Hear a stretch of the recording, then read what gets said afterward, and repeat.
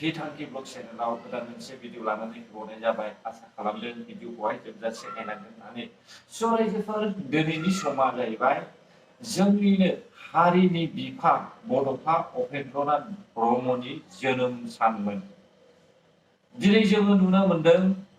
उपेन्द्रनाथ ब्रह्मनि जोनोम सानखौहाय माखासे अपोजिशन पार्टिफ्रा मानिया। मानो मानिया? जेरावहाय उपेन्द्रनाथ ब्रह्म बिथाङानो हारिनि बयनिफ्राय सिगांसिन लामाखौ दिन्थिलांग्रा सासे नेता हारिनि सिनस्रि होननानै जोङो बुंदों। अब्ला बिपिएफनि मानसिफ्रा मानो उपेन्द्रनाथ ब्रह्मनि जोनोम सानखौ फालिया?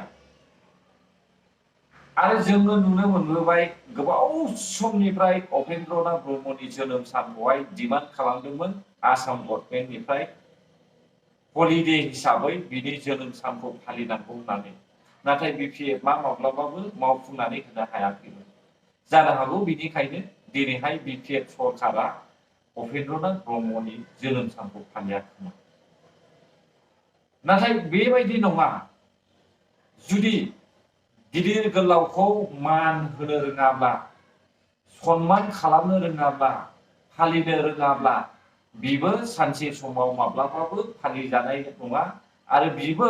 गुबुनफोरजोंबो मान सनमान खालामजानाय नङा। जोङो बेखौ रोखायै बुंनो हायो। दिनै हाग्रामा महिलारि सारा सानदों खोमा आंनो बर'फोरनि गेजेराव बयनिफ्राय साबसिन हामसिन, आङो बर'फोरखौहाय डेभेलप खालामग्रोदों होननानैसो सानदों जानो हागौ।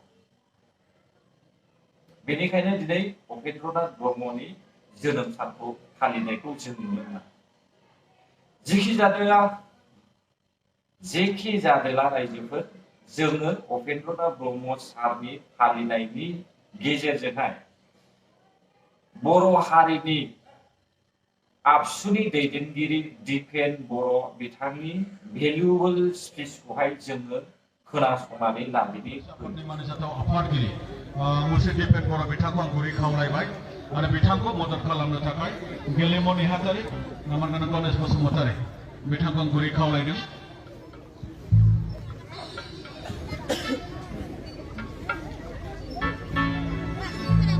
खरास मेथाइ दङ, बिथांमोना रोजाबनो थाखाय थागथियारि जानांगौ। Hello hello hello hello hello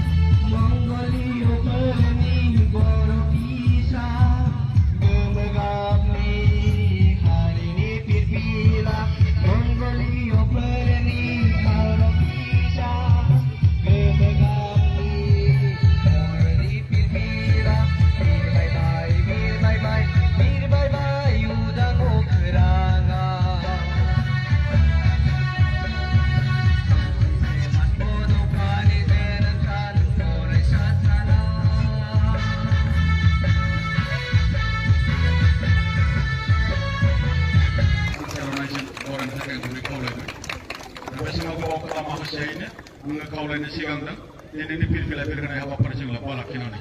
बिबुंथि लाखिनो थाखाय दुलाराय बर' फरायसा आफादनि मानगोनां आफादगिरि मुर्शिद दिपेन बर' बिथांखौ गुरै खावलायबाय।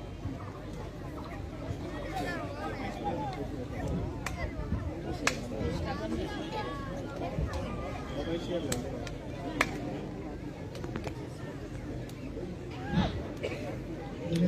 31 मार्च आरो बे दिनैनि बे गोथार सानावनो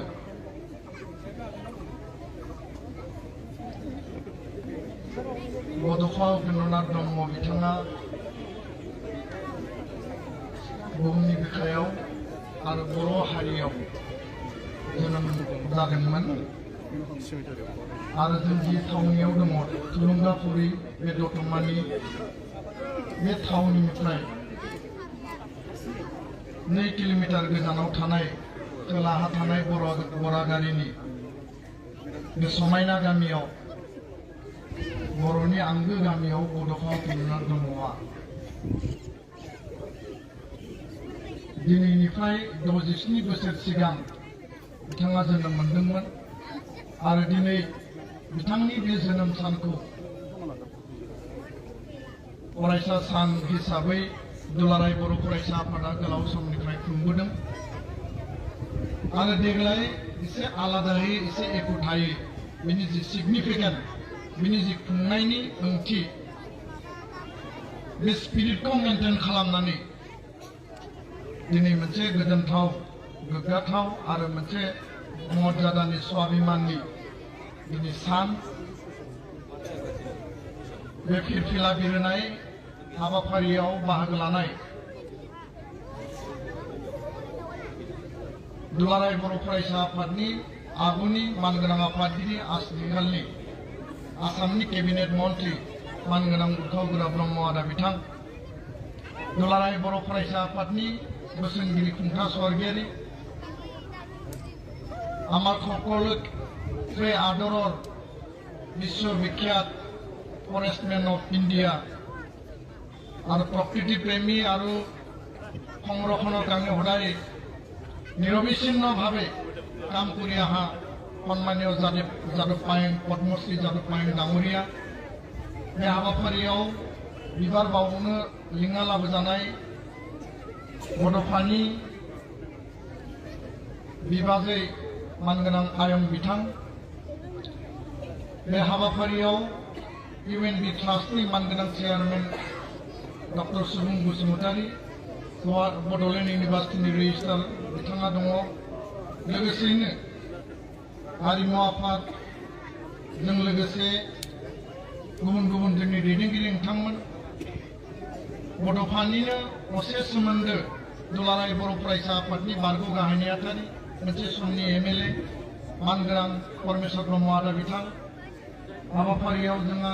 इउपिपिएल दोलो आरो गुबुन गुबुन दोलोनि बारग' एबसुनि दैदेनगिरिफोरजों लोगोसे बिएलटिनि बारग' दैदेनगिरि मावथि आरो रायजो राजा फरायसा फरायसुलि एबसुनि मिरुनि गाहाय नेहाथारिजों लोगोसे गासै जोंनि जिल्लानि क'क्राझार जिल्ला आरो क'क्राझार जिल्लानि सिंनि दख'नानि मावथि लोगो नोंथांमोन फरायसा फरायसुलि नोंथांमोन रायजो राजा नोंथांमोन आं गिबियावनो बड'फानि बे गोथार जोनोम साननि फरायसा साननि साफ्रोमनिसिमबो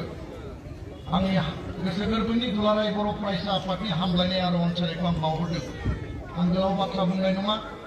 जोंहा फंबाय उन्दै उन्दै बेयाव फरायसा फरायसुलि दङ बिथांमोना गसंनानै थानो हानाय नङा आङो 5 मिनिटनि गेजेरावनो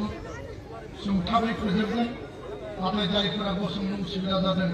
एसे जिरायनानै थायोबा मोजां जागोन होननानै आं सानो मानगोनां रायजो राजा बिथांमोन जोंहा दसे समनि उनाव सावरायनाय हाबाफारि दं आरो बे सावरायनाय हाबाफारियाव बड'फानि जिउ जारिमिन सानथौ सानस्रि बिथांनि हाबा मावलांनाय बर' हारिया फरायसा फरायसुलिया माहारि नाङैनो लानो गोनां जि मोनसे स्टेप बिनि सायाव जों गुवारै सावरायगोन आरो दिनैनि बे गोथार सानाव बड'फानि सोरगोआरि जिउमाया इसोरनि खाथियाव आलो गोजोनै थानो हाथों थांना थानाय बर' फिसाफोरखौ जेब्लायबो बोर हरथों आरो लामा दिन्थिहरथों जोंनो हाबा मावनो थाखाय आरोबाव बांसिन गोहो आरो शक्ति हरथों बेखायनो आं आनान गसाइनि खाथियाव आङो खरगमलायै आर'ज गाबो मानगोनां रायजो राजा नोंथांमोन आलासि नोंथांमोन जों बयबो मिथिगौ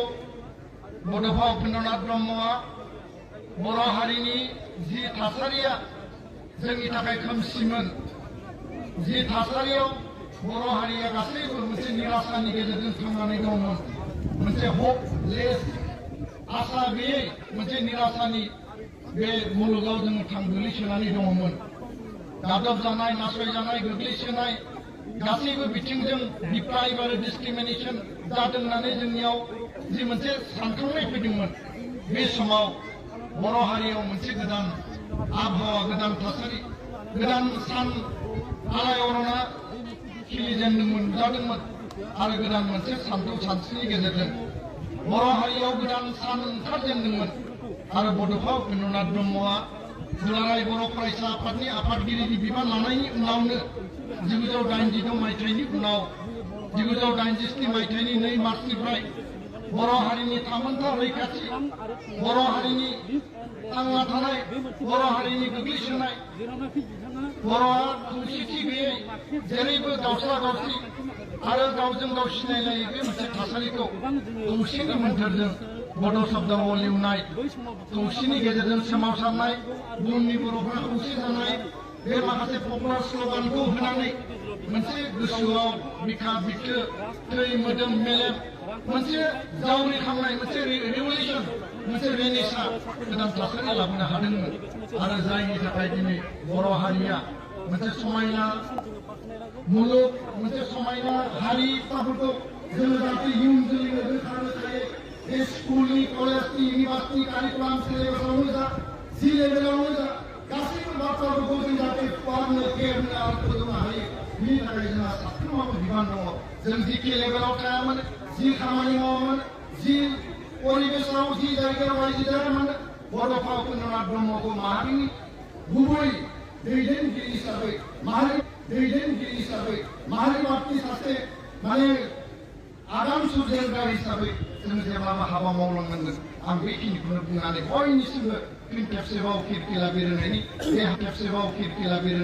बे हाबाफारियाव आं साबायखर बावगोन आरो उननि हाबाफारिफोराव जाहाथे जों मोजाङै बाहागो लागोन आं बेखौ मिजिंथिनानै फिन खेबसेबाव साबायखर बावनानै आंनि बुंनायखौ फोजोबबाय गोजोन्थों जय